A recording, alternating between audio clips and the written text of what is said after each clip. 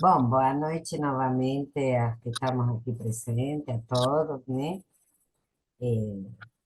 Sou Ana Bélia, de Sanches Rosella, estou diretora científica pela Sociedade de Psicanálise de Brasília, e hoje realmente eu tenho o prazer de coordenar esta reunião científica, denominada Mente na Linha de Fogo e a IPA mais viva do que nunca, né? Com a apresentação de duas colegas que nos representaram recentemente no Congresso da IPA em Cartagena, de maneira muito especial. Realmente houve muitos brasileiros agraciados por prêmios, etc., e chamou muito a atenção do resto dos países de Latinoamérica, com certeza. Para nossos convidados externos, alguns que estão sem câmara e que não as conhecem, porque se fosse só entre nós, dispensam a apresentação as duas, né? Então, vou apresentar a Cíntia Xavier de Albuquerque, psicanalista e membro titular da Sociedade de Psicanálise de Brasília, membro IPA, International Psychoanalytical Association, membro FEPAL, Federação Psicanalítica Latino-Americana, e membro FEBRAPSI, Federação Brasileira de Psicanálise.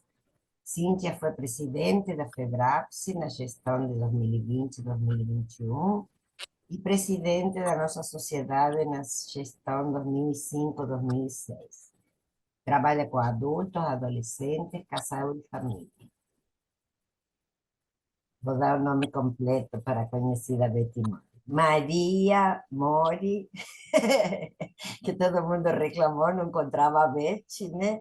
Maria Elizabeth Mori, psicanalista e membro associada da Sociedade de Psicanálise de Brasília, também membro IPA, International Psychoanalytical Association, membro FEPAL, Federação Latino-Americana de Psicanálise, e membro FEBRAPSI, Federação Brasileira de Psicanálise. Betty é mestre em psicologia e doutoranda, eu não sabia, do programa de pós-graduação de Psicologia e Cultura do Instituto de Psicologia da UNB, da Universidade de Brasília. Eu falo está, né? Está coordenadora do Observatório Psicanalítico FEBRAPSI, OP, foi diretora de Comunidade e Cultura na nossa sociedade e é professora do Instituto de Psicanálise Virginia Bicudo da nossa sociedade. Trabalha com adultos e adolescentes e realiza estudos da psicanálise no campo de processos de subjetivação, na articulação da psicanálise com a cultura, a política, o social e a escrita psicanalítica. Eu vou passar a palavra primeiro para a Cíntia, né? E depois, a continuação, ouviremos a Betty. Só uma permissão, vou fazer uma brincadeirinha muito carinhosa, muito prazer, as colegas Beth e Cíntia Xavier, muito ativas na nossa sociedade, e pegando um gancho para dizer que há uma colega, Cida Nicolete, muito querida, da Sociedade de São Paulo, tá? Então, obrigada. Que Obrigada. bom ter uma colega de fora da nossa sociedade. Obrigada. Pronto. Sou eu? Eu, Ana? Sim, Bom, sim, Cíntia. tá Já bem. tinha anunciado. Vou começar aqui a leitura desse meu ensaio, que foi selecionado e publicado no livro que a IPA lançou durante o Congresso de Cartagena e que está aí na mão da Beth. Também. É um livrão. É um livrão, olha o tamanho, gente. É um livrão. Mente na linha de fogo. Então, o convite da IPA para escrevermos ensaios sobre esses tempos em que nós vivemos, com nossas mentes na linha de fogo, como um tema do congresso que houve agora em Cartagena em julho, me arrebatou. Senti fortemente que eu não que eu precisava participar disso e eu não quis ficar de fora, como se eu não estivesse absolutamente implicada com o que nós temos vivido, tanto como psicanalistas na clínica, como enquanto cidadãos no mundo, e tanto a nível nacional como latino-americano e mundial, em dosagens obviamente diferentes, dependendo do tema e dos afetos envolvidos, né? Nos últimos anos, em todos os continentes, os membros da IPA e suas associações, nós todos, membros e analistas em formação, que somamos mais de 17.200 pessoas, vem se envolvendo, em maior ou menor grau, em projetos e atividades de cunho social e cultural. No Brasil, o trabalho de um grupo de psicanalistas pioneiros gerou a criação, em 2015, da Diretoria de Comunidade e Cultura da FEBRAPS, para articular e coordenar ações que estabeleçam o diálogo entre a psicanálise e outras áreas do conhecimento, visando sua aproximação aos campos social da cultura. Em 2017, na gestão de Virgínia Ungari e Sérgio Nick, foi implementada a iniciativa que se chamou IPA na Comunidade. E no site da IPA constam dezenas de comitês ligados à IPA na Comunidade. No site da IPA constam a Federação Latino-Americana, também a FEPAL, tem a sua diretoria de comunidade e cultura há décadas, há muito mais tempo do que nós aqui, da FEBRAPS. E muito antes de nós, Freud escreveu os seus brilhantes e sempre atuais ensaios sobre a cultura. O Totem e Tabu, em 13, O Futuro de uma Ilusão, em 27, O Mal-Estar na Civilização, em 30, Moisés e o Monoteísmo, em 39. Então, vamos lá. Por que isso tem acontecido? Por que não nos mantivemos dedicados exclusivamente à nossa clínica privada e à formação de novos psicanalistas nos institutos das nossas sociedades componentes da IPA? Por que, cada vez mais, nos voltamos para o que tem sido chamado de psicanálise extramuro, ou psicanálise a céu aberto, ou psicanálise expandida? Porque o mundo mudou. Nos últimos 40 anos, o nosso mundo ocidental mudou de uma maneira impressionante, com um avanço tecnológico espantoso. Vivemos todos de outra maneira, em outro ritmo, com acesso permanente a tudo que se passa em qualquer lugar do planeta. A globalização mudou a ordem social, os países se organizaram em comunidades continentais, não há fronteiras para a economia, e soluções que serviam não servem mais. São necessárias atualizações em tudo, na educação das crianças, na justiça, na clínica psicanalítica, em tudo. A análise de Zygmunt Bauman no seu O Mal-Estar da Pós-Modernidade, de 97, sobre a contemporaneidade, em resposta ao texto freudiano sobre o mal-estar na civilização, é tão contundente que hoje dificilmente se consegue escapar de mencionar o seu conceito de modernidade líquida. De um modo radical, ele diz que tudo é descartável e a instabilidade é a norma geral. Não há espaço para a subjetividade. É isso, o mundo ocidental atual é líquido, oferece múltiplas opções de tudo, é mais flexível, por isso mesmo, demanda muito mais responsabilidade. Antes de Bauman, Roger Monekil já sugeria que, para conhecer a vida do homem na cidade, há que se olhar para a evolução humana e se verá que o homem se tornou o maior rival de si mesmo. A disposição à polarização que se vê hoje no mundo vem de longe, muito longe. O professor, escritor e filósofo tunisiano Pierre Lévy analisa há 30 anos o impacto das novas tecnologias e a digitalização em nossas sociedades e diz: desde o momento em que há linguagem, há mentira e manipulação. A natureza humana não se transformou. Já éramos muito maus antes que a internet. Nós, psicanalistas, também sabemos disso, das presenças dos impulsos de vida e de morte em todos nós. Como um visionário, Levi tratava de teletrabalho, fake news, realidade virtual e mudanças disso tudo na cultura, quando a internet estava engatinhando. E ele diz mais: ainda não vimos nada, estamos no começo de tudo isso. A mente na linha de fogo. Nós temos responsabilidade no sentido etimológico grego. Precisamos responder ao que se passa. Sabemos que a moral tem um caráter social.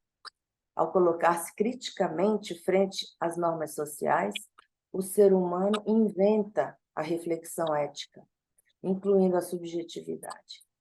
À medida que nos tornamos mais conscientes de nós mesmos, mais comprometidos estamos eticamente.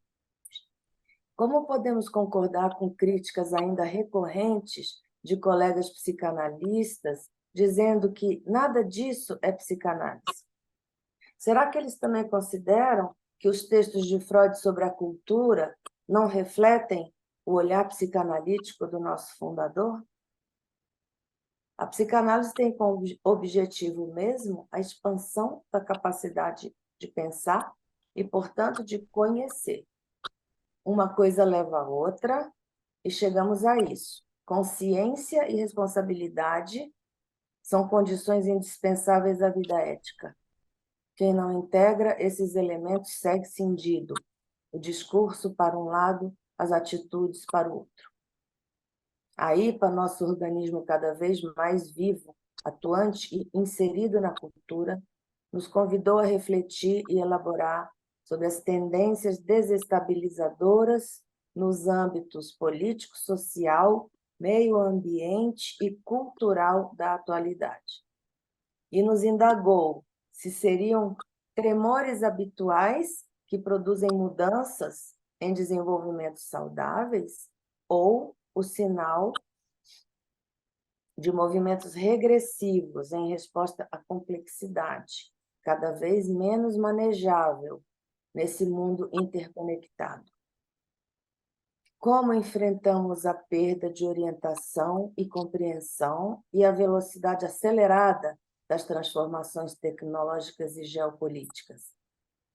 Por fim, a IPA perguntou se a psicanálise pode contribuir com uma compreensão mais aprofundada sobre o que pode suscitar criatividade ou, ao contrário, sobre o que ameaça a mente na linha de fogo.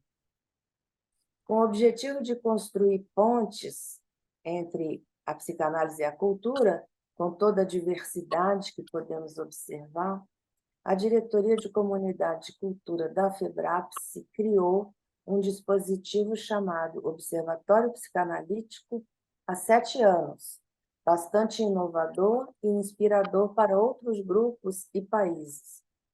Por meio do OP, psicanalistas da IPA escrevem ensaios sobre acontecimentos sociopolíticos e culturais que demandam e merecem um olhar psicanalítico. E já foram produzidos 420 ensaios nesse período de 7 anos, que são divulgados nas redes sociais como o Facebook, o Instagram e no site institucional, alcançando milhares de leitores e divulgando a psicanálise da IPA no Brasil. No espantoso e assustador ano de 2020, o espaço do OP nos manteve próximos, unidos, compartilhando preocupações, emoções e reflexões, num congraçamento permanente. Isso mostrou-se muito valioso frente a tanto não saber em relação à saúde, ao social, à economia. Viver tornou-se tão intenso que o pensar parece estar sempre atrasado. Portanto, Um certo mal-estar nos acompanha. Nos tempos atuais, em que tudo muda, torna-se mais importante do que nunca nossa plasticidade. Habitamos territórios instáveis. As subjetividades são múltiplas. Precisamos de rápidas adaptações para atuar no social. A mente na linha de fogo. Precisamos nos proteger, pois estamos engolfados pelas redes sociais. Estamos todos submetidos, como diversos documentários mostram com muita clareza. Precisamos nos libertar e fazer uso inteligente e moderado da tecnologia, que também é excepcional. A psicanálise fala da falta, da incompletude, dos aspectos inconscientes, e o que vemos é o estabelecimento do ideal do ilimitado, a tão conhecida voracidade. Nunca houve tanta tecnologia e também obesidade, alcoolismo, depressão e outros quadros de difícil acesso. Vivemos num imenso descompasso. Isso tudo sem falar na revolução transhumanista. O que é? O projeto que já está sendo tocado em laboratórios e universidades, centros de pesquisa e grandes empresas dos Estados Unidos e da China, que consiste na melhoria da humanidade em todos os aspectos, físico, intelectual, emocional e moral, graças aos progressos da biotecnologia. Sua meta é passar de um tratamento para reparar o ser humano, como tem sido feito desde sempre pela medicina, para um modelo superior de humanos, no qual a perfeição ilimitada é possível e desejável. Essa é a meta mais modesta do transhumanismo, pois a outra meta se funda na ideia, delirante ou não, de que máquinas dotadas de inteligência artificial forte logo vão superar os seres biológicos, pois terão consciência de si e de emoções. Aqui, o pós-humanismo remete não a uma melhoria da humanidade, mas à sua superação radical no plano, ao mesmo tempo, intelectual e biológico. Num nível bastante claro, pode-se perceber que a infraestrutura tecnológica necessária ao transhumanismo, como Big Data, Internet 5G, 6G, inteligência artificial, impressora 3D, robótica, metaverso, também é necessária a mudança que vem se fortalecendo, como, por exemplo, a economia colaborativa. De 2007 para cá, o transporte urbano e a hospedagem mundial mudaram para sempre, com a invenção do Uber e do Airbnb. Tendo como pano de fundo uma estrutura tecnológica inédita na história humana, temos as startups, os Big Data, os objetos conectados, a internet das coisas e a anunciada terceira revolução industrial. Essa realidade levanta importantes questões. Vamos viver o fim do trabalho ou a diminuição dos assalariados? Há fortes indícios disso e uma multidão de pessoas que não procuram mais trabalho. Já são 191 milhões de desempregados no mundo atual. E esse número crescerá, talvez alcançando a marca de 60% das pessoas em idade produtiva, sem trabalho. Milhões de empregos não serão preenchidos por falta de qualificação. Os grandes empresários do mundo já propõem a renda básica universal, que possibilite que desempregados possam viver. Como se fosse uma aposentadoria para quem nunca trabalhou, para quem não trabalha. Uma renda básica. E como é que fica, ou como é que vai ficar, o estado emocional dessas pessoas? Tudo isso nos diz respeito porque somos psicanalistas de humanos. A psicanálise, com seus 100 e poucos anos de vida, vem acompanhando os humanos desde então. O que está em jogo é nossa identidade, pois a definição do que somos e queremos nos tornar pertence cada vez mais a nós mesmos, e não, como se costumava pensar, a Deus, aos costumes ou à natureza. Somos, em grande parte, responsáveis por nosso mal-estar ou satisfação. É nossa função como psicanalistas alertar para isso. Talvez a psicanálise seja agora mais importante do que nunca. Pois nesse universo continuamente mutante, com estímulos incessantes e contraditórios, nós continuamos a falar de afetos, desejos, dor, satisfação, intimidade, insegurança, confiança. Em última instância, como disse Freud, falamos de amor ainda. Precisamos seguir nos equilibrando com o incognoscível, num esforço contínuo. Nossa capacidade de pensar é frágil e facilmente atacada. O tema proposto pela IPA para o nosso congresso não poderia, a meu ver, ter sido mais adequado. A mente na linha do fogo. Encerro esse ensaio com as palavras de um dos mais sensíveis escritores brasileiros, Guimarães Rosa, em Grande Sertão Veredas, de 1956. Qualquer amor já é um pouquinho de saúde, um descanso na loucura. É isso. Obrigada.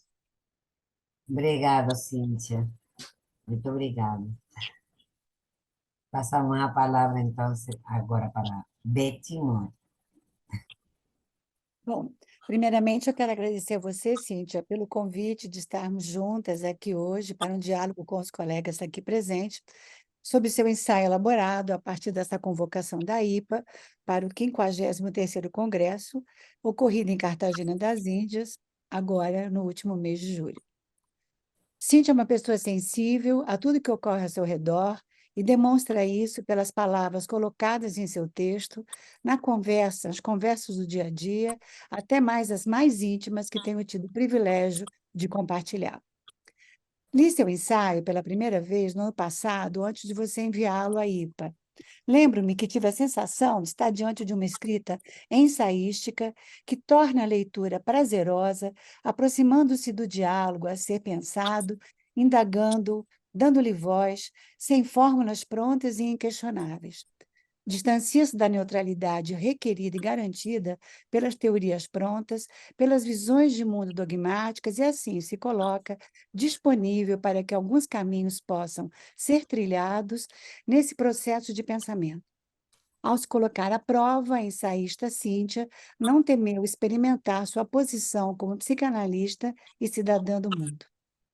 Diante da metáfora, a mente na linha de fogo, Cíntia segue suas associações e conclui com a expressão condensada de Guimarães Rosa em Grande Sertão Veredas. Eu vou repetir. Qualquer amor já é um pouquinho de saúde, um descanso na loucura. Seu ensaio, portanto, traz uma história de amor com a psicanálise, com a função do psicanalista, marcada por afetos de suas vivências cotidianas ao longo de sua trajetória profissional. Amor à psicanálise, um amor à humanidade. No primeiro parágrafo, Cíntia já traz uma confissão de fé. Sinto-me fortemente que preciso participar disso. Não quero e nem posso ficar de fora. Pois caso não pensasse sobre o tema Mentes na Linha de Fogo, deixaria de agir, viver, como uma psicanalista implicada com a época em que vivemos e que segue a tradição freudiana. Lembro do Ogden. Ogden, em 2010, diz: o psicanalista deve ser capaz de reconhecer com tristeza e compaixão que entre as piores e as mais debilitadas perdas humanas é a perda da capacidade de estar vivo para a nossa própria experiência, em cujo caso perdemos uma parte de nossa qualidade humana. Me apoio também, Ogden, de que avança na questão da vitalidade. Me chamou a atenção a Cíntia falar sobre a IPA viva. Então, pensei sobre essa questão com a centralidade da vida onírica para o psiquismo, para compartilhar que, durante a leitura, fiquei com a impressão de estar diante do relato de um sonho, quando questões foram se desdobrando num trajeto progressivo de elaboração, como se constituíssem os mecanismos de condensação, deslocamento, figurabilidade e elaboração secundária. sobejamente conhecidos, como nós, né, sabemos. Sonhamos com esse texto sonho. Palavras, metáforas, perguntas, afetos se destacam e convocam o leitor para que se abra para as suas associações. Ogden ainda propõe 6 qualidades ou características que um analista precisa ter e cultivar para que uma psicanálise possa realmente merecer tal nome. São elas: ser humano, ter a capacidade de encarar a verdade, ser responsável, poder pensar em voz alta, suportar não saber e ter a capacidade de sonhar-se sendo. A psicanalista Cíntia Sonhar permite ao analisando leitor que desenvolva sua capacidade de sonhar. Foi o que eu fiz. Passei a sonhar seu ensaio a partir da minha experiência. Primeiramente, sonhando, me perguntei se o ensaio não teria despertado curiosidade aos leitores sobre o último congresso ter acontecido e ter mostrar, né, a vivacidade que é a IPA, como nunca, como você disse. Assim, trago notícias que as principais discussões giraram em torno das questões que nos afetam mundialmente, o que fez com que a plateia percebesse a torção do olhar do psicanalista através das janelas do seu consultório. O que se passa lá fora e diante do que temos a responsabilidade de sonhar aqui dentro, inclusive nas salas dos centros de convenções de Cartagena. Na abertura do congresso, ouvimos o britânico psiquiatra e psicanalista Lord John Alderlis num diálogo com a presidente Harriet Rolfe. O psicanalista trouxe sua experiência no trabalho com grupos que se envolvem em crenças fundamentalistas e a violência política. Ele apresentou alguns dos seus trabalhos como mediador em situações de graves conflitos políticos que se desencadeiam guerras, como a que ocorre atualmente entre a Ucrânia e Rússia. Um lugar que vem sendo ocupado por psicanalistas em vários lugares do mundo, no trabalho com grandes grupos. No Brasil, a psicanalista Carla Pena, no Rio de Janeiro, escreveu tese de doutorado sobre o tema e recentemente publicou o livro, eu traduzi aqui para o português, né? Eu recebi, aliás, a Lúcia Passarinho estava em Londres e me trouxe de presente o livro, e em português seria Da Psicologia de Multidões à Dinâmica de Grandes Grupos, Considerações Históricas, Teóricas e Práticas, lançado na Sociedade Britânica de Psicanálise, com a presença de vários psicanalistas britânicos de grupos como o Ring Eastwood, que é super conhecido. Na apresentação da plenária principal, no primeiro dia, escutamos Jorge Bruce, psicanalista peruano. Para ele, em face da época extremamente perturbadora em que vivemos, é necessário que questionemos nosso instrumento de trabalho sob diferentes ângulos. Durante décadas, na América Latina, trabalhamos como se o método psicanalítico pudesse ser importado, sem levar em conta as peculiaridades da nossa região. Bruce nos trouxe exemplos teóricos, clínicos, técnicos, de um psicanalista atento ao mundo externo, que atravessa as 4 paredes do seu consultório. Escuta do singular de um paciente, mostra os problemas coletivos a que estamos todos submetidos, advindo de um processo de colonização. Racismo, misoginia, machismo, por exemplo, e a necessidade de ampliação do nosso olhar. Jorge Bruce é um dos psicanalistas sul-americanos que tem se destacado pela escrita sobre a subjetividade vinculada às relações de poder e às relações interpessoais frente aos conflitos. Eu cito 2 livros que eu comprei no congresso da FEPAL, no Peru, né? Estou com os 2 aqui na mão, eu já andei lendo, sugiro, que chamam Você Sabe com Quem Está Falando? Psicanálise, Poder e Subjetividade. E o outro que é As Partes de um Conflito, Psicanálise, Conflito e Alteridade. Jorge Bruce atualmente participa do nosso grupo de e-mails do Observatório Psicanalítico e também esteve conosco na mesa do OP no último congresso da FEPAL, quando nos falou sobre a colonização espanhola no Peru. Na plenária do segundo dia do congresso, ouvimos a apresentação do psicanalista norte-americano Stephen Marans, que descreveu seus esforços na compreensão sobre os fenômenos do trauma infantil, por meio do desenvolvimento de estratégias de intervenção multidisciplinar, bem-sucedidas e abordagens de tratamento precoce que possam diminuir o sofrimento imediato e os encargos de longo prazo das crianças que foram vítimas ou testemunhas de violências ou de outros eventos catastróficos. No último dia, contamos com a apresentação do palestrante principal, o psicanalista norueguês Sverre Vervan, que vem trabalhando com o tema do terrorismo. Varvan entende que a psicanálise pode representar uma terceira posição em relação aos processos regressivos nas dinâmicas individuais, grupais e sociais. Desenvolveu um modelo para repensar a traumatização individual e coletiva, no qual as relações em díades, grupos e a relação com a cultura são desenvolvidas, implicando uma função mediadora e potencialmente curativa da psicanálise no trabalho com refugiados.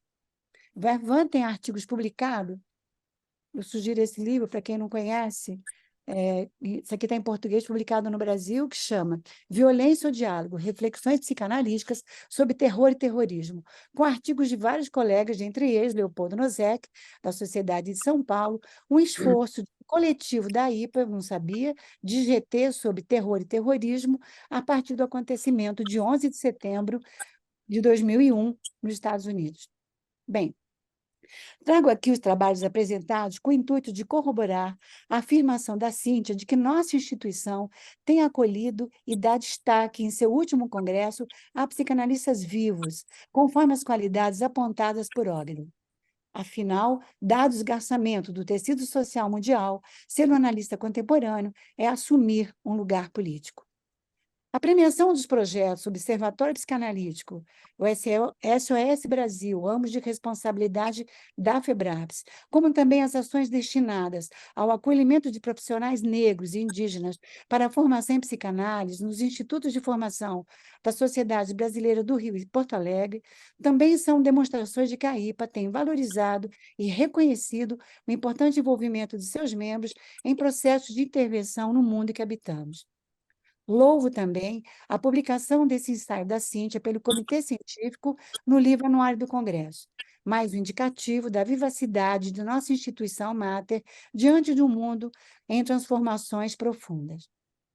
Cíntia nos chama atenção para os movimentos que se sucedem com a crescente presença da inteligência artificial em nossas vidas cotidianas e nos pergunta como será o amanhã com a presença de transhumanos. Afinal, ela nos diz, e nós ouvimos agora há pouco, projetos estão sendo desenvolvidos sobre o assunto. De fato, esse é um assunto para pensar, afinal, somos psicanalistas de humanos, como ela disse. Eu nunca tinha pensado desse jeito, Cíntia. Lembro de sua participação no episódio do podcast Mirante, no OP, sobre o tema Narcisismo e Fake News, em março do ano passado, quando você nos fez refletir sobre a importância da articulação da psicanalítica com a política, identificando como acontecimento a inundação das mentiras circuladas pelo governo anterior e o sofrimento social ocasionado em muitos de nós. Sim, apesar desse avanço tecnológico mundial, somos um país com graves problemas sociais. Vivemos desigualdades de classe, de gênero e raça. Infelizmente, no Brasil, temos uma triste tradição de vitimar pessoas negras, pessoas trans, homossexuais e mulheres. O fascismo nos tomou de assalto durante os últimos anos, com agenda de desrespeito aos direitos humanos e ações de destruição no meio ambiente, com apoio de parlamentares vinculados ao agronegócio. Com a retomada do processo de reconstrução de nossa democracia, em janeiro deste ano, tem sido possível reverter a graves situações a que chegamos na Amazônia. Lembro de Milor Fernandes. O Brasil tem um enorme passado pela frente. Talvez esteja aí a resposta para uma das questões formuladas por você, Cíntia. Por que, cada vez mais, nós voltamos para o que se tem chamado de psicanálise extramuro, psicanálise a céu aberto, psicanálise expandida? Como não se afetar por todo esse colapso que ocorre em nosso país e no mundo? Eu acrescento a sua resposta. A psicanálise é útil para pensarmos sobre os aspectos que acontecem entre os seres humanos capazes de pensar, falar e sonhar. Nosso país tem uma história, desde a sua colonização pela coroa portuguesa, de apagamento dos seres humanos que habitavam essa terra. A colonização de exploração impediu que a população que aqui estava pudesse continuar sonhando uma vida digna, o seu próprio mundo. Sonhos não sonhados e interrompidos, como diz Ogden, pelo latifúndio, escravidão, produção voltada para o mercado externo e a dependência em relação à metrópole. Afinal, ainda sofremos essas mazelas. Mas todos nós, psicanalistas, pensamos assim? Acreditamos que podemos estender nossos pensamentos e palavras a serviço de uma população que ainda não teve oportunidade de sonhar sua experiência emocional e, consequentemente, ser capaz de mudar, de crescer ou de tornar-se diferente do que tem sido? Cíntia pergunta: como podemos concordar com críticas ainda recorrentes de colegas psicanalistas nos dizendo que nada disso é psicanálise? E continua: será que eles também consideram que os textos de Freud sobre a cultura não refletem o olhar psicanalítico do nosso fundador? Freud não teve dúvidas. Acrescento, além dos textos citados pela Cíntia, os artigos Moral Sexual Civilizada e a Doença Nervosa Moderna, de 1908. Considerações Atuais sobre a Guerra e a Morte, de 1915. Caminhos da Terapia Psicanalítica, de 1919. Psicologia das Massas e Análise do Eu, 1921. Porque a Guerra, Resposta a Einstein, em 1932, que continuam sendo fundamentais para pensarmos a nossa época. Recentemente escutei uma colega de outra sociedade dizendo que nunca leu esses textos. Talvez os considere pouco psicanalíticos, pensei.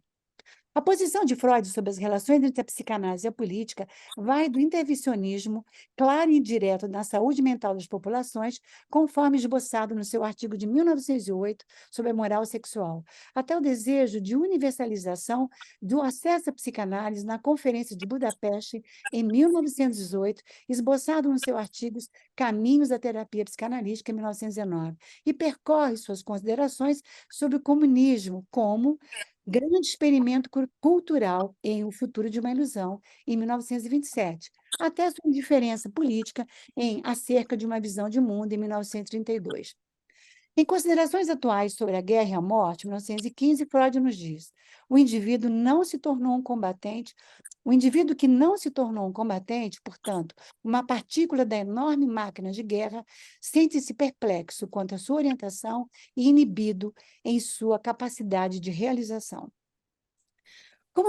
Como nos disse Vladimir Safatli no podcast Mirante, episódio Psicanálise e Política, se a gente for fazer uma teoria da política do século XX, é impossível não colocar um texto como Psicologia das Massas e Análise do Eu.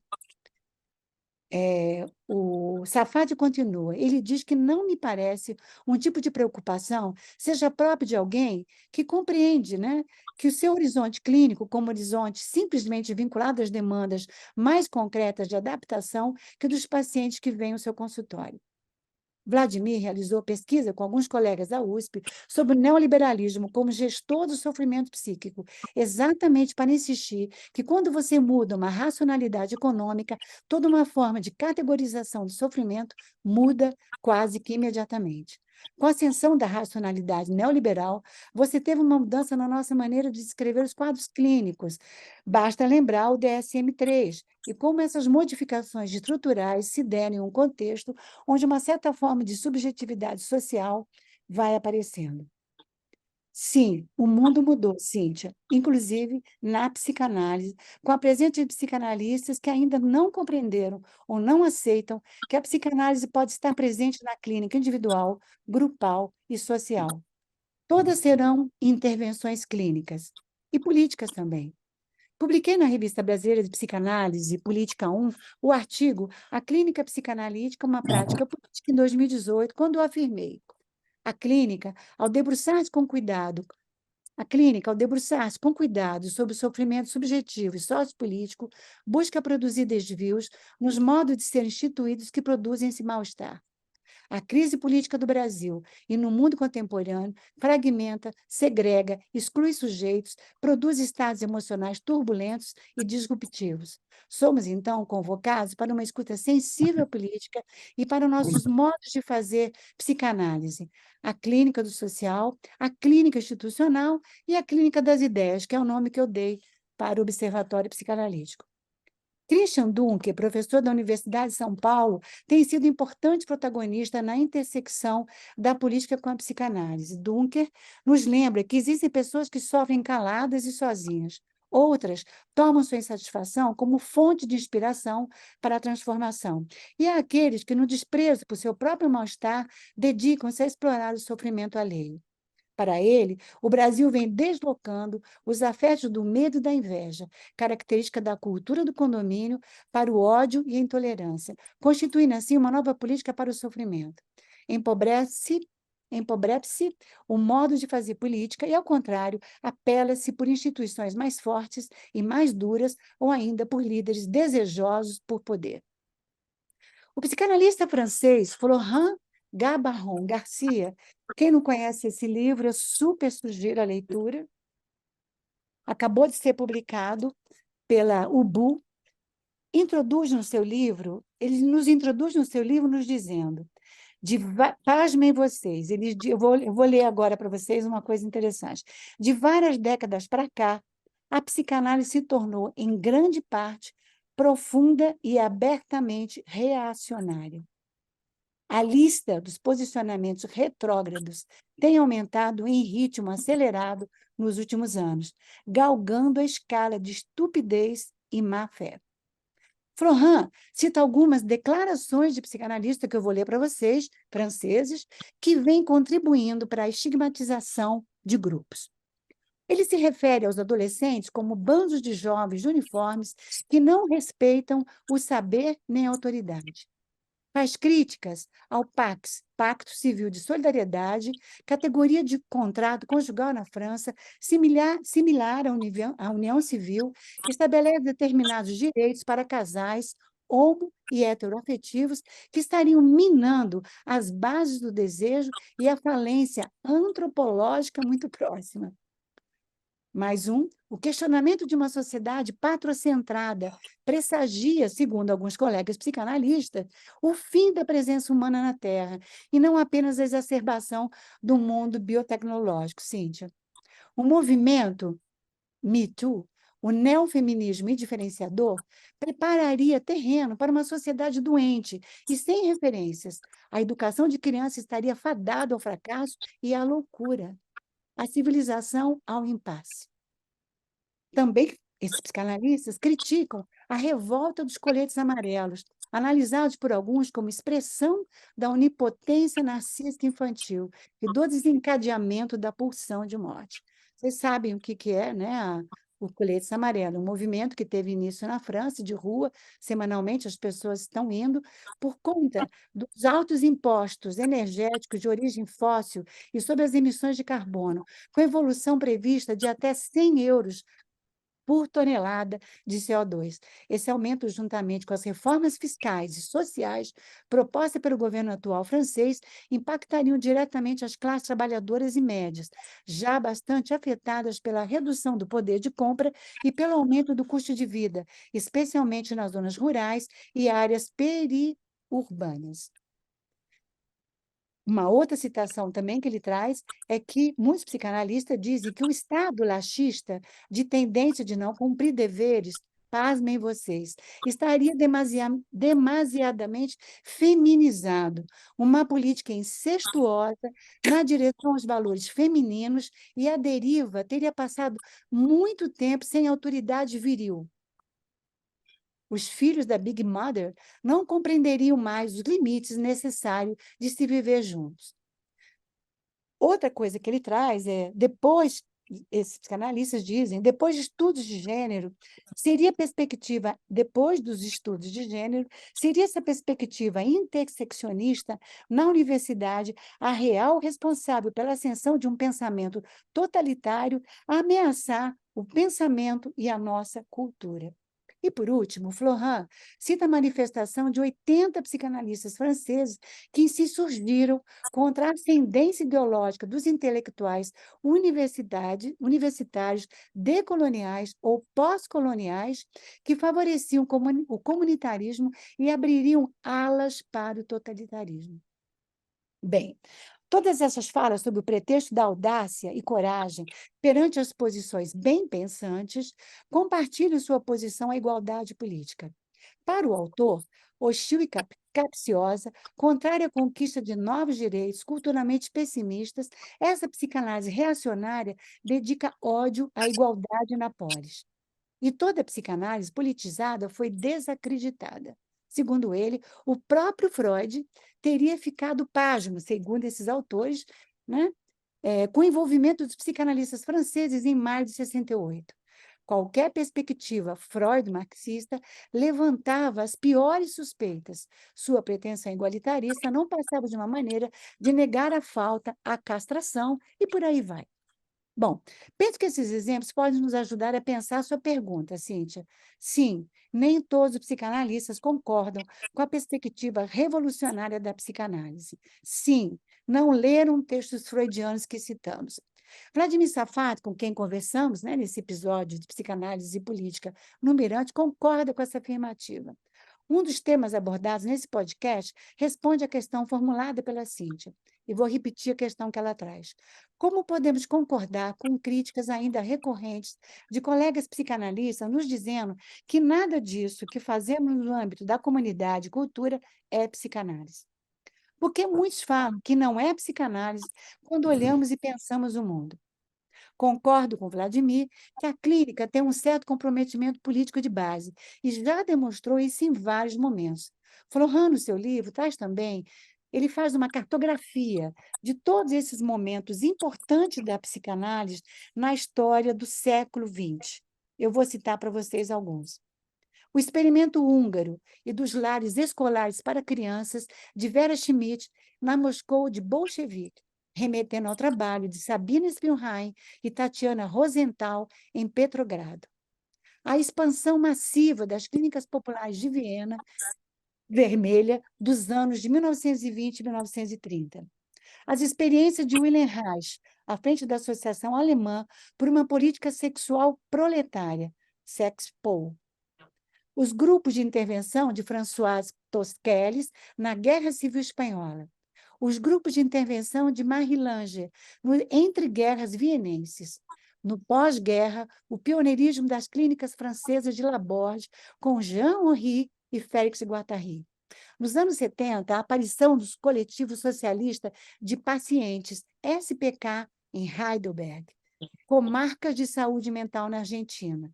E, por último, é importante citar coletivos brasileiros que, desde 2010, candidatam-se a ser o próximo capítulo dessa história, que, segundo Dunker, ele diz uma história por vir no prefácio do livro do Florent. Assim, Cíntia, a sua questão, porque não nos mantivemos dedicados exclusivamente à nossa clínica privada e à formação de novos psicanalistas nos institutos das nossas sociedades, componentes da IPA, me inquietou.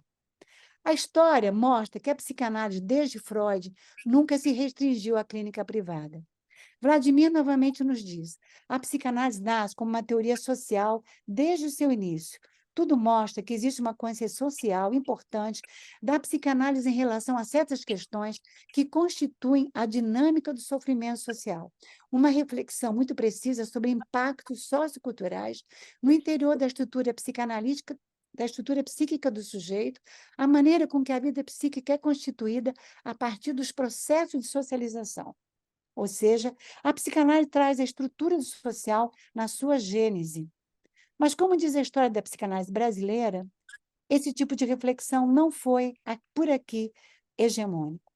Embora tenhamos nomes importantes como Hélio Pellegrini, e também cito os mais recentes, né, Jurandir Freire Costa, Joel Birman, se pensarmos na configuração da classe de psicanalistas do Brasil desde os anos 50, frente a isso, tem mudado aos poucos. E agora, muito mais. Então, Cíntia, como você mesma diz, à medida que nos tornamos mais conscientes de nós mesmos, mais estamos comprometidos eticamente. Foi com esse comprometimento com o social que criamos o podcast Mirante, onde temos ampliado o nosso olhar por meio do diálogo interdisciplinar. O esforço tem sido de construir pontes de conexão com outros campos do saber, sem perdermos nossas especificidades.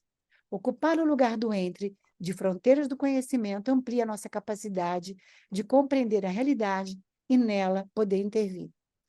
Finalizo com as palavras de Cíntia.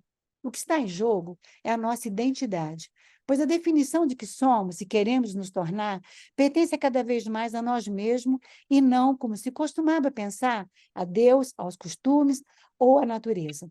Somos, em grande parte, responsáveis pelo nosso mal-estar ou satisfação. É nossa função, como psicanalista, alertar para isso. Talvez a psicanálise seja agora mais importante do que nunca, pois nesse universo continuamente mutante, com estímulos incessantes e contraditórios, nós continuamos a falar de afetos, desejos, dor, satisfação, intimidade, insegurança, confiança. Em última instância, como disse Freud, falamos de amor. Ainda. Lindo isso, Cíntia. Precisamos seguir nos equilibrando com o incognoscível, num esforço contínuo. Nossa primeira vacina é a capacidade de pensar, que é frágil e facilmente atacada. Obrigada mais uma vez.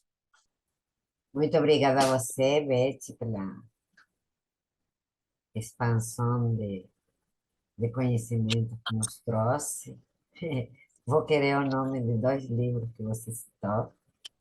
E obrigado também por essa colocação de pensar, falar e sonhar. Fiquei com É isso, Ogden. né? Vai ser uma, digamos assim, uma colocação muito instigante, né? Porque às vezes paramos um pouco de fazer isso. Pensar, né, por si mesmo, falar, poder falar, saber falar e sonhar, né? Eu amo homens, então eu sou suspeita com respeito a isso. Aos colegas que queiram ir fazendo perguntas, ou falando, colocações, ampliando, Carlos Frausino entrou também, né? José Costa também tinha visto por aqui. Cida está convidada a dar seus aportes, todos, né, Teresa? Levantem a mãozinho ou vão colocando o nome no chat que eu vejo e passo a palavra. Sim, sim, pode falar. Eu estou assim, maravilhada, né? Eu sempre me surpreendo com a Beth, porque eu estou muito emocionada, porque meu texto suscitou tantas associações, tanta criatividade na Beth e tanta pesquisa, quanta coisa ela nos trouxe a partir de um texto que eu considero tão simples. E a Beth foi muito longe e eu agradeço muitíssimo a sua dedicação, querida, a sua dedicação, e é muito comovente para mim. Nunca eu estou muito surpresa, não imaginava que você fosse se dedicar tanto. Bom, é muito bom te ouvir, né? Porque, claro, quando a gente comenta o texto de uma colega, e principalmente de uma amiga como você, né, Cíntia, é muito preocupante. Confesso que eu passei a semana bem tensa. Hoje à tarde ainda estava escrevendo, né? Enfim, agradeço suas palavras. Eu, Carmen, queria falar. Fala. É um prazer ouvir, ouvir, porque, né, não li o trabalho da Cíntia, e ouvir a Beth. Quando eu comecei minha formação, se falava em psicanálise aplicada, não é? Que era o pensar a sociedade e usando a psicanálise para se pensar a sociedade, né? E eu vejo, com muito prazer que eu vejo esse pensamento ter mudado, né? Assim, que a psicanálise, sim, é para pensar o social, a sociedade, e também para pensar na clínica, né? Porque a clínica ela é transpassada por esse social, né? A gente viu aqui no Brasil, nos últimos 6 anos, 7 anos, um sofrimento muito grande que foi mental, que causado assim pela experiência social, não é? E pensar a sociedade, né? É pensar a clínica também, é nos pensar enquanto psicanalista que somos, né? Nós não somos assim, aqui está a psicanálise, aqui está a sociedade, aqui estamos nós, não. Né? A gente é integral, a gente está nesse meio, a gente também está sofrendo, a gente também está observando, e com esse viés, né? Eu fico muito assim, eu fico muito encantada, mas está me faltando a palavra, né?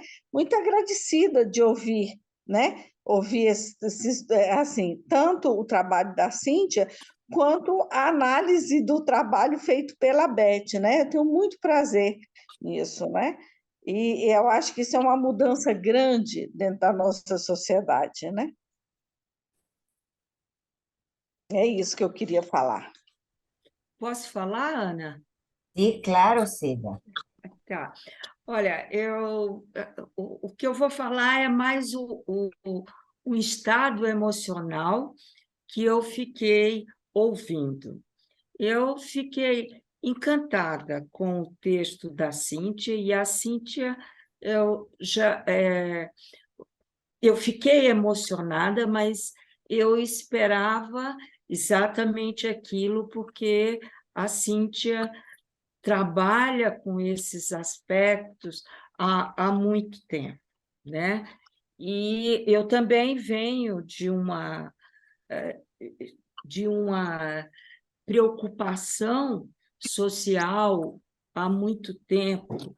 A minha avó tinha grupos para ajudar pessoas preparando enxoval para mães que não tinham condições. Então, a minha história faz parte desse movimento social, né? E quando eu venho da psiquiatria, né? Quer dizer, eu venho e estou na psiquiatria, e quando eu fui para a psicanálise fazer a formação, isso ficou muito forte em mim, porque eu me senti como se nós fôssemos responsáveis por grandes mudanças, né? Como psicanalista. Claro que, ao longo desse período, decepções muito grandes aconteceram, né?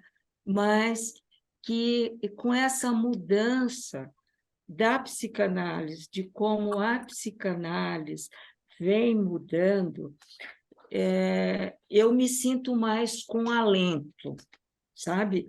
Um alento de prosseguir na psicanálise. A minha filha agora, há 3 anos, entrou para fazer a formação, e eu me sinto gratificada de que ela possa fazer uma formação nesse momento que nós estamos atravessando. Muito difícil, não só no Brasil, porque é uma situação mundial, mas que ela está encontrando e vai encontrar essa grande mudança que a psicanálise está enfrentando. E com os comentários da Beth, eu também fiquei encantada. A Beth fez um passeio institucional de pesquisa, como a Cíntia falou, de pesquisa, que eu me apaixonei, Beth. Tá? Então, o meu depoimento é mais de um momento de vida, de encantamento com que vocês trouxeram. Muito obrigada. Obrigada, Cidinha. Obrigada, Cida, por tu participação. Tá? Teresa ou Luciano, qual dos dois levantou a mão? Qual dos dois quer falar? Dois. Os dois, A gente quer ouvir os dois. né?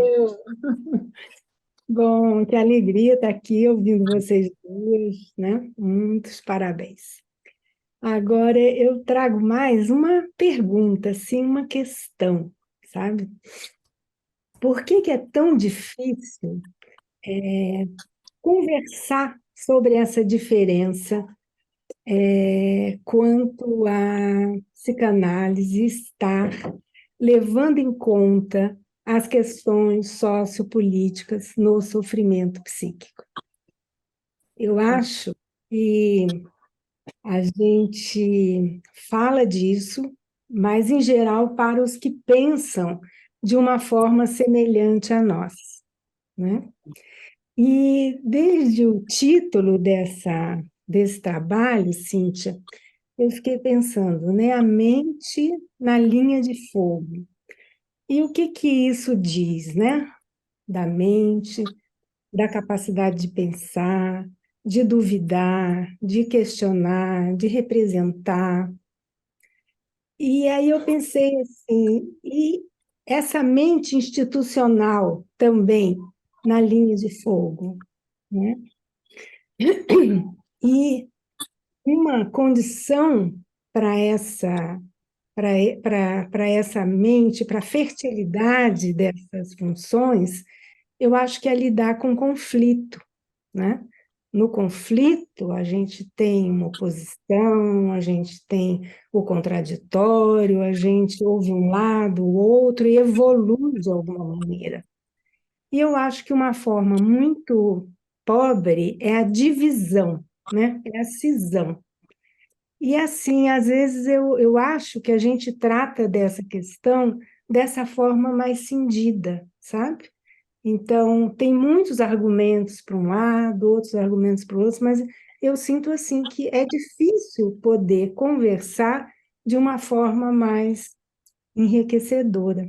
Então, trago mais essa questão, né? Como seria a gente evoluir de uma situação de divisão para uma situação de lidar com o conflito de uma forma rica, potencialmente rica. Basicamente fundamentada, bem fundamentada, como Betty conseguiu trazer, né? Apaixonante, como disse a Cida, mas ela conseguiu conquistar no último congresso da FEPAL a um componente da mesa, né? Famoso Marcelo Viñar ficou encantado também com a exposição de Betty. Realmente, a fundamentação é fundamental, né? Já está na própria palavra. E isso foi o que conquistou realmente, porque não é uma questão de agora, é uma questão de sempre, não é uma questão de eu acho, né? Um achismo. São coisas que vêm sendo elaboradas e trabalhadas. Eu acostumo citar um livro italiano que se chama O Futuro Melhor que Qualquer Passado, né? Muito se fala da pobreza da humanidade, enquanto a humanidade cresce, né? Cresce, se reproduz e faz melhor que qualquer passado. Realmente, às vezes brinco dizendo que não queria ser minha avó e viver a época em que eles tiveram que viver. Carlos Alcino, a palavra é com você. Eu só falo quando não tem mão levantada. Isso. Vamos lá. Primeiro, né, o trabalho da Cinti também da Beth são muito ricos, férteis, né, e promovem muito o pensar, né, e é a partir deles que eu vou comentar algumas, talvez, sonhos aqui que eu tive ao longo do que vou ouvir a Cinti e a Beth, né. A primeira coisa com dois incômodos, né? Que mente é essa que está na linha de fogo? É novo isso? Acho que sempre estivemos na linha de combate. Outro ponto é, que fogo é esse? Né? Bem, isso é para vocês pensarem um pouco, né, Cíntia e Beth. E um outro incômodo que vem com os termos, né, assim, psicanálise na rua, psicanálise na calle, lá fora, né? Assim, extramuros, etc, etc. Então, nós que temos... Que muro é esse? Que rua é essa? Será que ela não entra na clínica? Né? A cultura entra na clínica, no nosso dia a dia de todos aqui. Não tem como não entrar. Talvez agora há uma melhor escuta para isso, né? Questão de cor sempre esteve presente, né? Questão de classe sempre esteve presente. Então, o que que é novo nisso tudo? Que fogo é esse, né, que nós estamos olhando, né? E acho que a psicanálise na rua, entre muros, também é algo que nos denuncia um fechamento, né? Se nós, agora, como disse a Ana Velha, a fundamentação, né? Parece que nós sempre temos que fundamentar as nossas posições, como se, e o lado bem, já que nós tem eles, né? Por que que não há um embate entre iguais, né? Eu me sinto um pouco assim incomodado, né, com esses termos, com essa questão que parece que nós somos sempre marginais, né? O grupo que está aqui, o grupo que transita em outros espaços. Desculpe. Mas tem um outro tema também, né? Parece que agora nós estamos abertos. Mas eu acho que nós já estivemos abertos, né? O trabalho com Virginia, ela promove que a gente volta pré-anos 60, né? Onde tinha mesmo que fossem poucas sociedades, poucos grupos psicanalíticos, mas era de uma maior proximidade, mesmo de uma forma utópica, né? Assim foi o trabalho do Durval, né, que tinha uma maior interface, interação com os modernistas à época, e obviamente ali se tinha de tudo naqueles modernistas, né? E também em outros lugares, né? A Virginia vai dizer, por ela você aprende a ver um pouco a nossa história com outro olhar, né? Não há uma psicanálise pós anos 60, né? Será que não teve? Será que tem? Será que não teve? Ou foi uma opção política nossa de ficar calado ao golpe de 64, ao golpe de 16, né? O que que nós falamos em 16, com a eleição de 18? Né? Parece que quem advogava diferente era taxado de A ou de B, né? Não tinha um diálogo, inclusive analítico, psicanalítico, né? Então é só um pouco de incômodos, né? Que talvez a gente tivesse que olhar um pouco mais como é que nós nos portamos, como é nós, o mundo Febrax, o mundo IPA, né? Diante o golpe de 64. Será que mudou um pouco a nossa interação, né?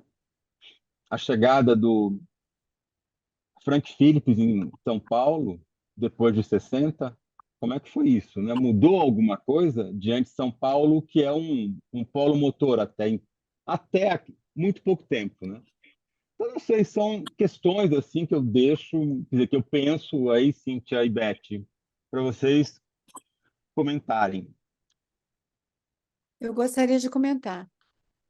Também Pode vou comentar. comentar. Ô, Ana, como é que. Porque eu também queria comentar a Tereza, enfim, Sim, algumas sim. coisas. Então, Vamos. assim, bom, primeiro, né, Carlos, eu acho que você. Bom, é isso, nada é novo, né? E acho que você traz algumas questões que, né, nos diz respeito para nós que estamos acostumados a pensar o tema da psicanálise política. Quando você traz 64, por exemplo, e compara com hoje, eu acho que nós, enquanto instituição FEBRAPSE, estamos fazendo diferente. Eu cito o caso do Amilcar Lobo, né, que foi um caso, até um caso escrito, todo mundo já leu, né, pela Helena Viana, no livro dela, e que, para ser falado e para ser discutido no Brasil, nós sabemos de toda a dificuldade que foi, né? Onde as nossas sociedades se calaram, a nossa ex-FEBRAPS, que eu não me lembro do nome, também se calou. ABP. Isso. Então, assim, está diferente, né? Eu acho que a FEBRAPSE de hoje, nós, enquanto instituições, acho que alguém trazia também, a Tereza trazia, acho que eu quero fazer um link, né, Tereza? Como é que a gente pode pensar os conflitos institucionais?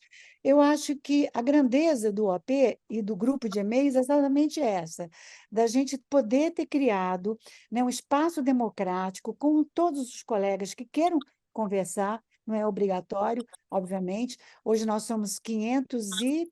Eu cadastrei hoje, não me lembro, acho que foi 560 pessoas naquele grupo interessadas em partilhar esses temas, né, que são tão antigos, que aí você tem razão, nada mudou, né? Como diz lá o Milhão Fernandes, que eu citei, o Brasil sofre do passado, né? Então, assim, eu penso que nós mudamos, estamos mudando a Constituição, e o Observatório Psicanalítico, né, ele é um dos propulsores a isso, né? A gente criou, de fato, um dispositivo que tem ajudado a instituição a pensar diferente. A própria FEBRAPS, não só o observatório, mas, por exemplo, quantos manifestos, quantas cartas abertas de gestões, não só essa, da anterior, da Cíntia, da anterior, acho que do... Não me lembro, mas, enfim, do Daniel Day-Lewis, enfim, estão se posicionando. Então, assim, eu penso que, enquanto instituição, nós avançamos, viu, Carlos? Não sei o que você pensa, mas eu penso que sim, né? Eu acho que a gente, com toda a dificuldade, porque, como eu apresentei, né, nesse trabalho, nem todo psicanalista pensa assim, né? Eu citei vários exemplos de fala de psicanalista, estou falando da França, né, que é o livro que eu acabei de ler, comparando com a psicanálise que sempre existiu. Na década de 20, a segunda geração, a terceira geração de psicanalistas, ela foi fantástica no sentido de problematizar, né? É claro, nem todos tinham também a clínica privada, isso acontece muito também, né? Quando a pessoa ela trabalha, né? Ela quer trabalhar, ela começa muitas vezes atendendo, né? Em serviços, instituições, onde ela tem acesso e onde ela recebe algum tipo de salário e que facilita. Mas os psicanalistas da segunda, terceira geração fizeram isso, né? Criaram essas policlínicas em inúmeras cidades da Europa, né? Então, assim, tentando te dizer, né, que eu acho que nós estamos diferentes. Na IPA, eu acho que esse é grande, que é o trabalho que a Cíntia está chamando a atenção, né, de que a IPA, enquanto instituição, e aí nós podemos citar a gestão do Sérgio Nick com a Virginia Unger antes, né? Quer dizer, você trazer esse tema como tema central do Congresso, o título do Congresso, para mim, faz uma diferença, né? É claro, a mente na linha do fogo sempre existiu, guerras, Primeira Guerra Mundial, Segunda Guerra, sempre existiu. Agora, aí para se apropriar, né, disso e trazer, por isso que eu citei aqueles quatro, né, palestrantes que abriam um congresso, que era toda manhã, começavam com eles, uma grande mesa. Eu não citei os comentaristas porque era muita coisa, meu tempo não ia, vocês não iam, eu ia ficar aqui o dia inteiro falando, mas assim, os comentários foram excelentes, quer dizer, a gente viveu um congresso de fato onde, né, Cíntia, eu não sei, vou passar a palavra para você, onde de fato o tema do racismo, o tema do feminicídio, o tema, tudo que acontece aqui no Brasil, que a gente fala sobre essas coisas, mas eu vou ser honesta, eu já participei de vários congressos da IPA, esse, para mim, foi um avanço. Então, por isso que eu trabalhei no texto da Cíntia, que me chamou, eu fui pensando nas palavras, né? A Cíntia usou viva. Eu falei, gente, o que ela está querendo dizer com isso? E, de fato, né? Então, Tereza, eu acho que para trabalhar, né, numa instituição, é isso, as pessoas precisam começar a querer, pelo menos, a ler os textos do Freud e os textos que a gente escreve. Sobre 16, o Carlos, eu escrevi esse artigo pela Revista Brasileira, que foi publicado na Revista Brasileira de Psicanálise, na coordenação, na gestão da Marina Massi, como diretora da revista. E eu Que falo, está aqui presente, Beth. ela está aqui, que delícia, não sabia. Olha, Então, Marina, como coordenadora da revista, ela criou alguns números interessantíssimos, dentre esses de política. E vários de nós falamos sobre o que estava Olha ela acontecendo, aí. né? Ela está aí, ó, acabei de ver. eu Nunca estava tinha visto. tocando para entrar. Então, Estava- assim, esse texto eu começo falando do golpe da Dilma, né? Quer dizer, e vou discutindo, né, todas essas questões que algumas delas eu trouxe aqui. Bom, mas enfim, só para te dizer, não sei se eu respondo, mas para dizer que eu penso que a gente está caminhando, que a gente está evoluindo, que com a criação das diretorias de comunidade e cultura nas sociedades, a gente está avançando. Mas, como o próprio, né, a nossa história diz, não foi assim que começou. Acho que no Brasil teve a psicanálise ela se instituiu de maneira diferente de outros países, e acho que agora a gente está conseguindo, ao abrir, inclusive, para pessoas diferentes que não são brancas, provavelmente a gente vai, com certeza, enfim, ampliar, estender muito mais essa discussão. Bom, enfim, é isso que eu queria falar. Eu posso falar só uma coisa, Claro. só para travar um mini debate com a Beth, e depois a Cíntia vai falar. Eu concordo plenamente contigo, Beth. Eu acho que nós, obviamente, avançamos e muito, né? Porém, eu acho que isso ainda é muito pontual. É o teu texto na brasileira, né? Eu Não, também escrevi. foram vários textos. Mas são os São textos, 2 mas esse volumes não. que a Marina fez. Sim, eu conheço a Marina e conheço o trabalho dela, mas a questão que fica para mim, acho que foi a Tereza ou alguém que disse, né? É um trabalho pontual. Né? Tá, Você, tá bom, a Marina fez um trabalho brilhante lá na na revista. revista. Sim, fez, mas já foi um grande avanço. Porém, né, isso ficou limitado a nós, algumas poucas pessoas, mesmo que tivesse um manifesto, alguma coisa. Tanto é que não teve nenhum manifesto à época de 16. Eu lembro que o Novak teve aqui para fazer uma aula magna, ele demorou para falar que teve um golpe, né, com todo o cuidado do mundo. Quer dizer, assim, eu acho que nós assim, avançamos e muito, não somos como era nos anos 60, sim, que no fundo ali a psicanálise fechou. Fechou e provavelmente, não posso dizer isso totalmente, mas apoiou o golpe. Uhum, também acho. E agora em 16, não é que nós fomos contra ou apoiamos, mas teve um Uhum, silenciamento. Eu não sou contra a favor, apenas sobre nós falarmos. Mas não falar é pior. uhum. Isso é um ponto, Beth. Só eu concordo plenamente contigo, né? Demos grandes avanços. Estou lembrando, né, que só em Vamos caminhar. 2017 que a Virgínia e o Nick criam a IPA na comunidade. Só em 2017. Não, por isso que eu trouxe, eu comparei, né, esses psicanalistas franceses que o Florent Gabaron Garcia cita, para dizer, olha, né, a, comparando com o que a gente está lendo, né, do que os psicanalistas lá estão dizendo, e aí a gente vê, né, várias discussões sobre gêneros, inclusive o Paul Beatriz Preciado, né, ele está fazendo um levante interessante contra os psicanalistas, né? Obviamente, quando a gente fala isso, a gente está falando de alguns, não estou falando de todos, mas, enfim, de psicanalistas com muita dificuldade de conversar sobre a questão da interseccionalidade, né? Ou seja, coisas que a gente está debatendo por aqui, né? Enfim. Beth, gostaria que ouvíssemos ainda a Cíntia, Sim. a Isso. posição dela na comunidade. Eu acho que muita coisa está mudando e eu penso que essas evoluções assim são lentas mesmo. Mas, por exemplo, se vocês pensarem que em 2017, quando nós fomos quando a gente criou a diretoria de comunidade e cultura da FEBRAPSE, a gente ficava preocupado se haveriam trabalhos inscritos que a gente pudesse classificar, encaixar no eixo cultura da programação científica de um Congresso Brasileiro de Psicanálise, porque anteriormente não havia. Aí sim, era um silêncio total, e só entravam na programação científica temas muito específicos da clínica e da teoria psicanalítica. E aí a gente se surpreendeu com a quantidade de trabalhos que chegou. Hoje, se você for olhar a programação científica do Congresso de Cartagena, você vai ver a proporção de apresentações relacionadas com temas que eu vou resumir ligados à cultura, é absolutamente enorme, é quase total. Quase total.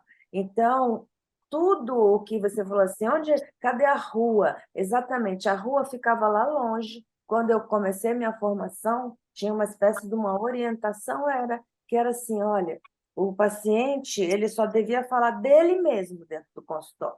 Ele mesmo não incluía a rua. Havia quase um treinamento que o analista devia direcionar o paciente para só falar dele, como se houvesse um ele sem a rua, sem a cultura, sem os outros, sem os vínculos, tanto com pessoas quanto com ideais, com todo tipo de vínculo. Era uma coisa muito esquisita. Era muito esquisita, era quase como um convite para o analisando não olhar para fora e só olhar para dentro dele, como se não houvesse um fora dentro dele. Eu não sei se está dando para ver. Então, tem muita mudança, a meu ver, muita mudança. E dessa vez, agora a IPA colocou isso como o tema do Congresso. Isso nunca aconteceu.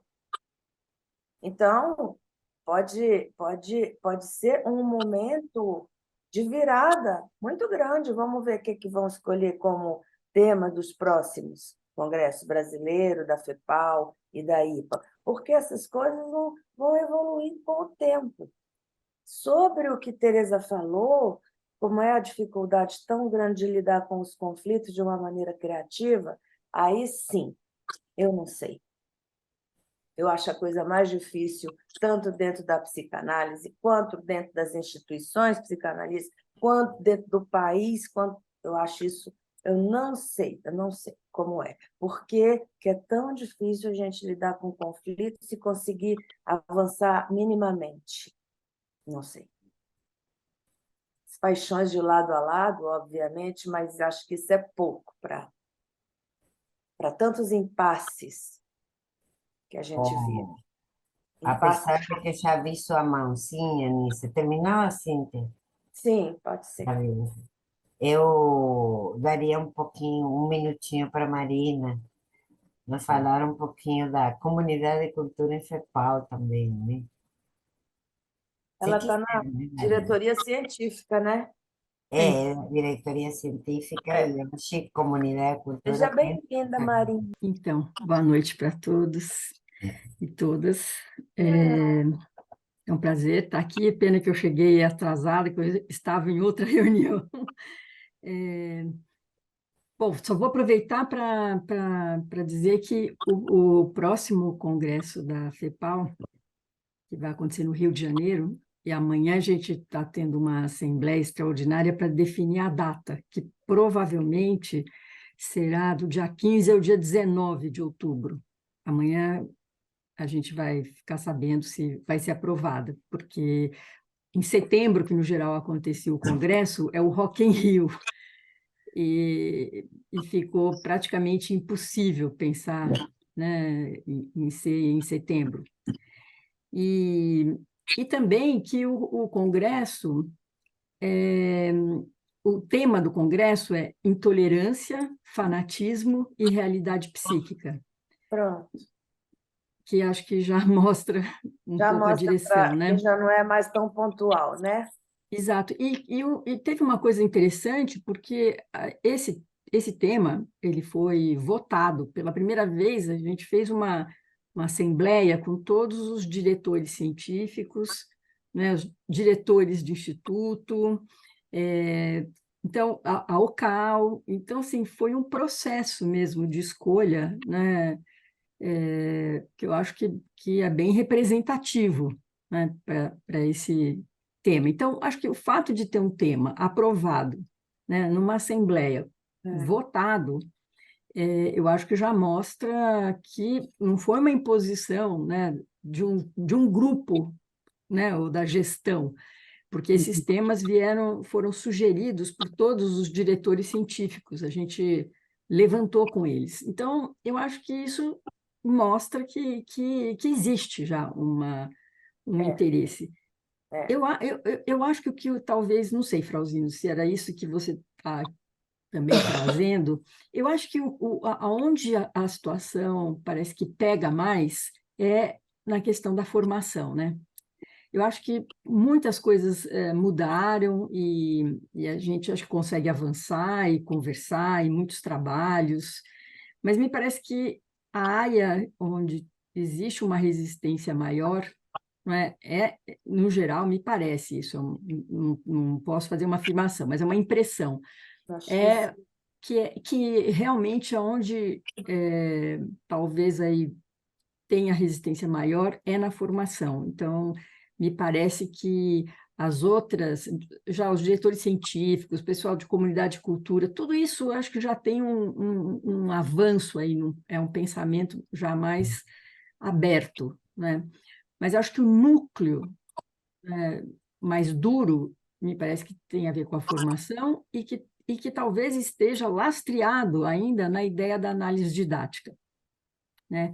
Que é um tipo de hierarquia, né? Que quase que militar, né? Se é que a gente pode dizer assim, porque é muito difícil de você poder pensar, arejar, pensar em possibilidades, né?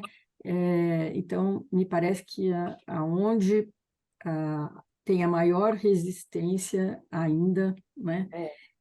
Que foi um pouco, e que está sendo, acho que, discutida lateralmente com a questão de toda a questão do atendimento, né, virtual, né, depois da pandemia. Então, enfim, com a experiência do ILAP, né, que na América Latina, que é um tipo de formação onde se usa, né, atender, né, por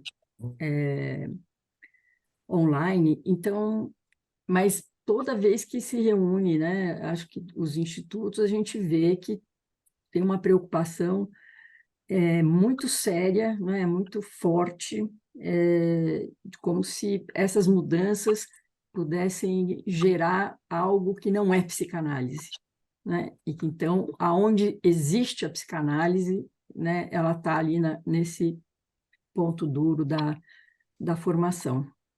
Então, me pareceu, Frauzino, que quando você fez acho que a pergunta, na hora me ocorreu, né?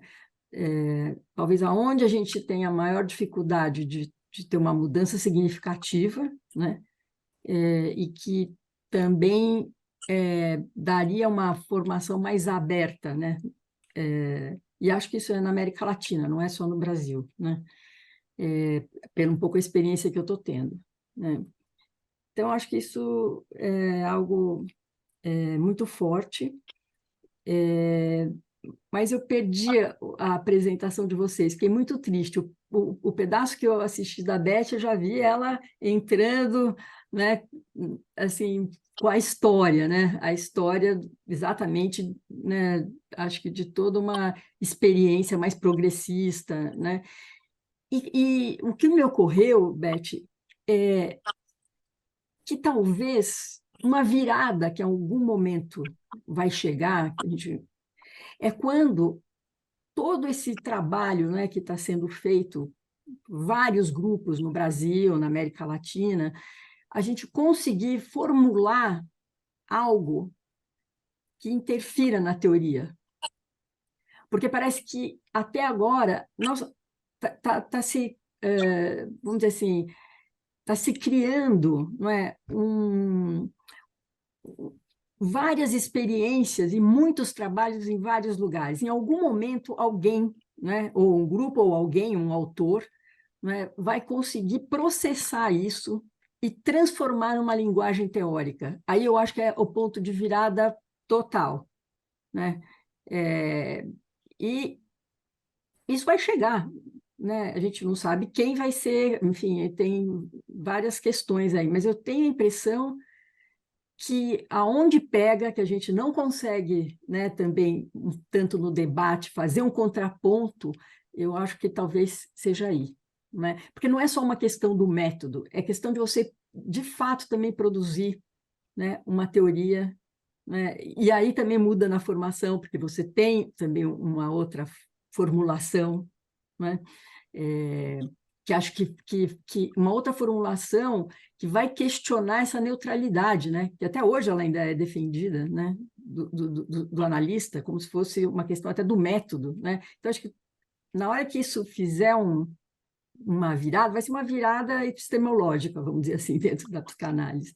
E eu não sei, estou falando assim de impressões, né? Impressões, inclusive do movimento de produção de conhecimento, né? Eu acho que em algum momento alguém vai conseguir fazer essa síntese e isso vai dar uma fundamentação por dentro da psicanálise, né?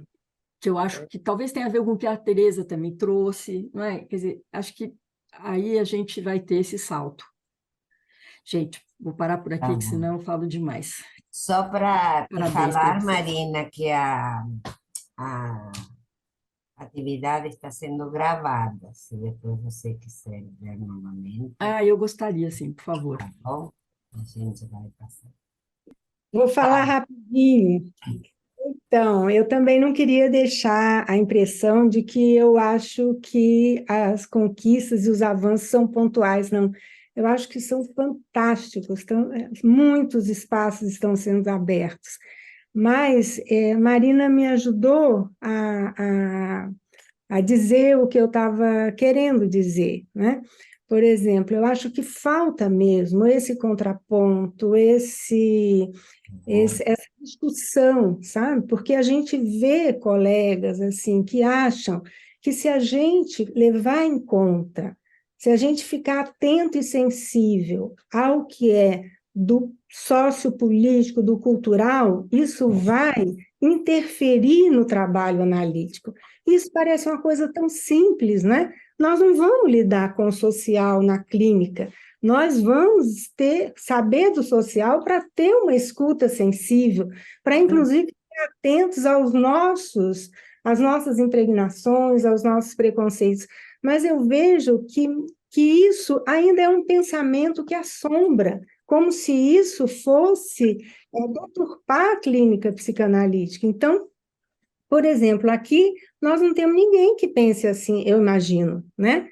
Agora, onde estão as pessoas que ficam tão apegadas a essa resistência tão grande dessa conexão da clínica com a cultura? Elas existem, né? Então, é isso que eu digo, né? Quem sabe, né, Marina, isso possa virar um aprofundamento na teoria, e aí talvez isso possa esclarecer e abrir mais ainda para esse tipo de atuação. Nise, desculpa, Nise, vai você agora. Não, tudo bem, tudo bem. Então, a Francina também vai falar aí. Nossa, tantas vozes, né? E juntar, eu estava aqui pensando, uma coxa de retalhos, mas uma coxa de retalhos, quando é feita e junta, né, há uma composição criativa nisso. Então, eu acho que me veio a música do Gilberto Gil, Tempo Rei, Tempo Rei. O tempo de cada um, o tempo para cada um assimilar no seu momento a clínica e a cultura. Mas se a gente vai na linha do tempo, quantos colegas que ficaram aí com a mente, né? Com a mente aí na linha de fogo, que é uma constante da psicanálise em qualquer momento, por ela ser também desafiadora. E o que a Marina trouxe, eu estava pensando, porque ainda para poder pensar, né, essa profusão do novo, o novo provoca um estranhamento, o novo provoca conflitos, e esse tempo de decantar. Então, essa mudança epistemológica e essa concepção metapsicológica está sendo aqui, ó, um pouquinho ali, o outro ali, até chegar um momento em que se pode juntar diferenças, mas que em expansão para essa integração. Por exemplo, aí já estou concluindo, na linha do tempo. temos psicanalistas, colegas, que quase que foram para a fogueira, né? A mente estava diante aí na linha de fogo. Por exemplo, Ferenczi. Quantos anos Ferenczi foi alijado? Porque foi contra o establishment e trouxe uma inovação tão importante, tão sensível para pacientes muito mais machucados, com sofrimentos lá, ó, de identificações primárias, que é chama que queima, é fogo ardente.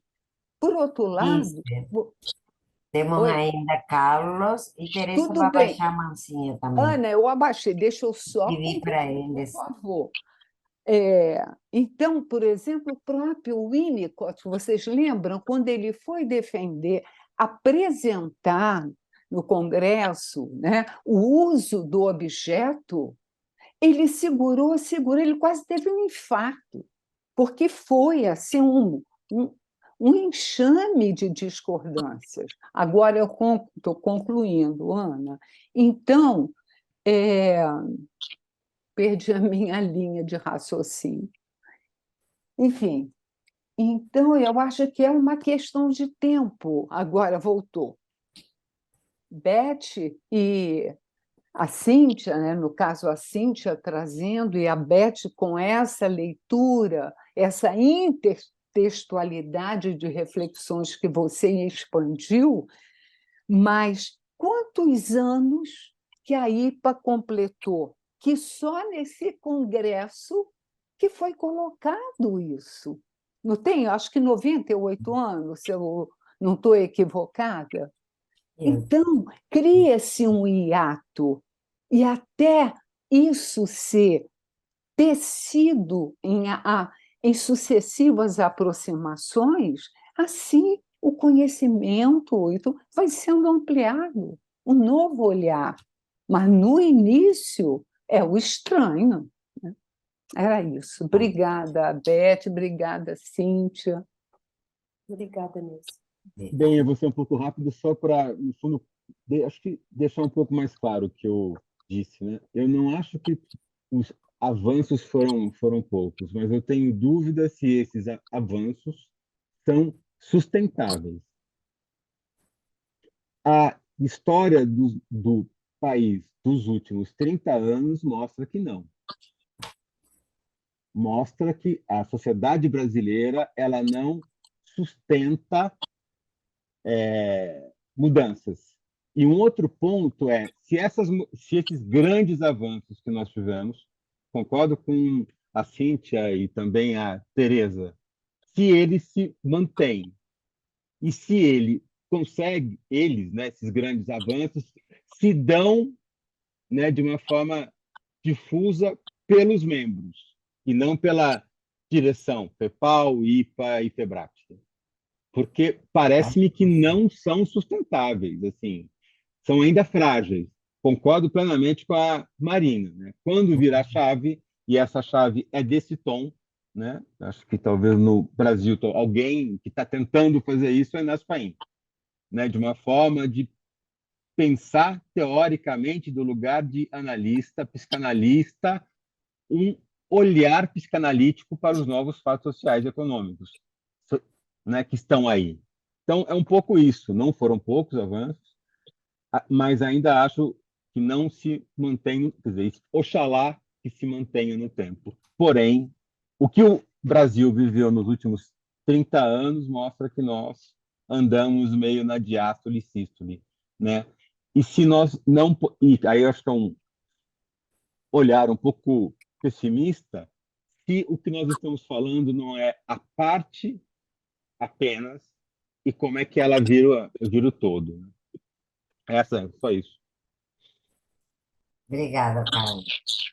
Bom, eu vou pedir a Cintia e Beth se despedirem brevemente e poder fechar a sessão. Bem, gente, eu achei que a conversa foi bastante interessante. Tem muita coisa para a gente pensar, mas em relação às mudanças que chegam na psicanálise da IPA, FEBRAPS e FEPAL, eu acho elas consistentes, eu acho que não são tão frágeis assim, inclusive porque elas chegam apesar da situação política do país ser a que foi desde de 16 para cá. Ainda assim, nós avançamos, então, eu acho que estou mais otimista do que o Frauzino. Então, agradeci já a Beth, agradeço novamente pela dedicação maravilhosa ao meu texto, e é isso, agradeço a presença de vocês todos nessa sexta-feira, 10 horas da noite. Beijos e abraços. Bem, 15. Eu só queria dizer, Frauzino, que eu concordo com você. Infelizmente, a nossa situação, ela no Brasil e no mundo, nos deixa um pouco assim, pouco otimistas, né? Nós vimos hoje a aprovação lá em Porto Alegre, né, do dia de, como é que pode, né? Dia do Patriota. Dia do Patriota, gente. Ou seja, então Vergonha. eu entendo o que você está falando e eu acho que você tem razão. Isso daí, da mesma forma que a gente conseguiu, né, por uma frente ampla, voltar, né, a caminhar no nosso processo de democracia, a gente pode perder isso a qualquer momento. E acho, Mariana, que você tem total razão, né? Eu vou comentar um texto do Júlio, sábado que vem, na Brasileira de São Paulo, sobre a questão da formação, né? Enfim, o texto dele. E o que eu pensei de discutir, exatamente esse ponto que você trouxe, porque até o Ricardo Trinca também publicou um artigo muito bom no Observatório Psicanalítico, onde ele traz como que a formação, como que os institutos, nos seminários, podem contemplar temas contemporâneos, né? E ele até cita, o Ricardo, ele fala, né? Puxa, a gente tem o OP, a gente tem o Mirante, né? Que será que isso aí não poderia ser até uma referência? Porque a gente está falando, né? Eu concordo com você que talvez a gente ainda não conseguiu, né, fazer uma teoria, digamos, que a gente... Mas aqui e acolá tem fragmentos, tem ideias, tem falas de colegas, né? Como a Cíntia lembrou, são mais de 420 ensaios e já fizemos 25 podcasts, né? Um número muito grande e uma vontade dos nossos psicanalistas escreverem, uma vontade dos psicanalistas falarem, quer dizer assim, então eu acho que isso precisa atingir os institutos, senão a gente vai continuar com os seminários, os mesmos seminários de quando nós fizemos, não muda nada, não muda nada. Introduz um texto aqui, retira um texto ali, mas significativamente, né? Se a gente pensar, como um dia desse a Fátima Silveira, nossa colega, falava, né? Que nós somos psicanalistas do nosso tempo, por que a gente não inverte? A gente não começa a ler os psicanalistas do nosso tempo, e aí a América Latina está produzindo muita coisa boa, por isso até que eu fiz questão, né, de enfatizar o trabalho do Jorge Bruce. Quer dizer, e de muitos brasileiros, né? Nesse livro que eu citei, tem um texto do Nozick que é excelente, um dos melhores resumos que eu já li sobre a metapsicologia freudiana, está nesse texto do Nozick. Então, assim, eu acho que sim, que nós precisamos transformar os seminários e trazer, viu, Frauzino, textos. Aliás, o Ricardo ele até questiona, ele vai mais. Ele diz assim no artigo dele: não é o caso também de pensarmos em selecionar pessoas que tenham a ver mesmo com a psicanálise, né? Que é essa psicanálise, por isso que eu trouxe o histórico, né? Que ela sempre foi, né? Desde Freud, isso que a gente está dizendo, ai, será que nós vamos conseguir ser, né? Acho que a gente fez um desvio enorme nessa história e eu não tenho dúvida, concordo com você, que é via a formação que a gente pode transformar isso. Gente, obrigada, foi ótimo. Cíntia, muito obrigada mais uma vez. Bom, eu que Adorei estar com agradeço a vocês. todos, E né? sexta-feira à noite, vocês estarem aqui com a gente, foi maravilhoso. A gente achou que ia ficar só eu e a Cíntia aqui, que vocês tinham saído todos para o teatro, para os restaurantes. Eu falei, ai, Cíntia, acho que nós vamos ter que conversar na rua, a gente vai se encontrar para tomar um vinho.